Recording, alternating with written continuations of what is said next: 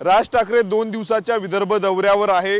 अमरावतीमध्ये जर आपण पाहिलं तर संपूर्ण विदर्भातील 62 मतदारसंघाचा ते आढावा घेत आहेत। काल पश्चिम विदर्भातील 30 मतदारसंघातील आढावा जो आहे तो राज ठाकरेंनी याच हॉटेल मैफिलींमध्ये घेतलेला आहे।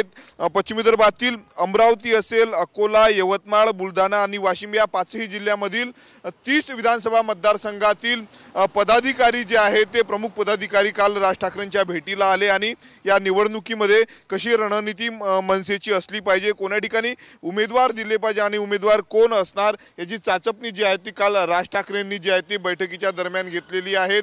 वेगवेगळ्या जिल्ह्याच्या पश्चिम विदर्भातील वेगवेगळ्या जिल्ह्याच्या अशा 5 मॅरेथॉन बैठका ज्या आहेत ते पदाधिकाऱ्यांसोबत राज ठाकरे यांनी घेतलेल्या आहेत। त्यानंतर आज जर आपण पाहिलं तर राज ठाकरेंच्या विदर्भ दौऱ्याचा दुसरा आणि शेवटचा दिवस आहे। आज पूर्व विदर्भातील 6 जिल्ह्यांचा जे आहे ते आढावा घेणार आहे, ज्यामध्ये नागपूर असेल, भंडारा, गोंदिया, गडचिरोली सोबतच वर्धा आणि चंद्रपूर या 6 जिल्ह्याचा ते आढावा घेणार आहेत। या 6 जिल्ह्यातून जर आपण पाहिलं तर तब्बल 32 आमदार निवडून जातात आणि त्याच पार्श्वभूमीवर जर पाहिलं तर या 6 जिल्ह्यातील पदाधिकाऱ्यांसोबत आज राज ठाकरे आढावा घेणार आहेत। वेगवेगळ्या अशा 6 बैठका जे आहेत ते पदाधिकाऱ्यांसोबत घेणार आहेत। साधारणतः 10 ते 11 वाजतापासून राज ठाकरे यांच्या बैठकांना सुरुवात होणार आहे। उमेदवार कोण असलं पाहिजे, संभाव्य उमेदवार जे असतील त्यांना मार्गदर्शन देखील राज ठाकरे करणार आहेत। मनसेचं आगामी काळामध्ये काय विजन असणार, कुठले मुद्दे घेऊन लोकांसमोर या निवडणुकीमध्ये जायचं आहेत, कुठले मुद्दे हायलाइट करायचे आहे याचं मार्गदर्शन देखील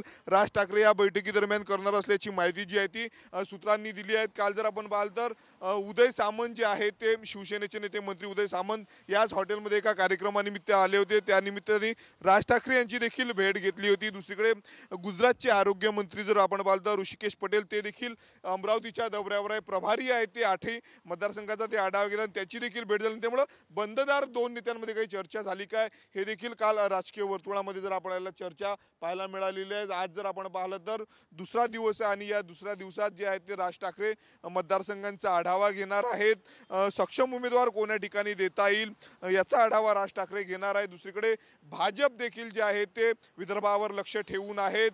62 आमदार एकट्या या विदर्भामधून निवडून जातात, त्यामुळे 45+ जो नारा आहे तो भाजपने दिलेला आहे। दुसरीकडे जर आपण पाहिलं तर राज ठाकरे देखील आता विदर्भावर जे आहे ते लक्ष ठेवत आहेत। 2 महिन्यातला जो आहे तो दुसरा दौरा जो आहे तो राज ठाकरेंचा सध्या विदर्भात होतोय, त्यामुळे आगामी काळामध्ये आगामी निवडणुकांमध्ये विदर्भामध्ये मनसेला किती यश मिळणार हे पाहणं देखील महत्त्वाचं आहे। कॅमेरामन अनिकेत दहातोंडेसह मी स्वप्नील उमप, TV9 मराठी, अमरावती।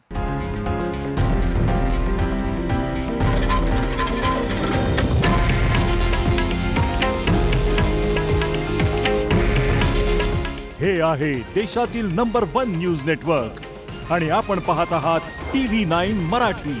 काळजी तुमची, हित महाराष्ट्राचं।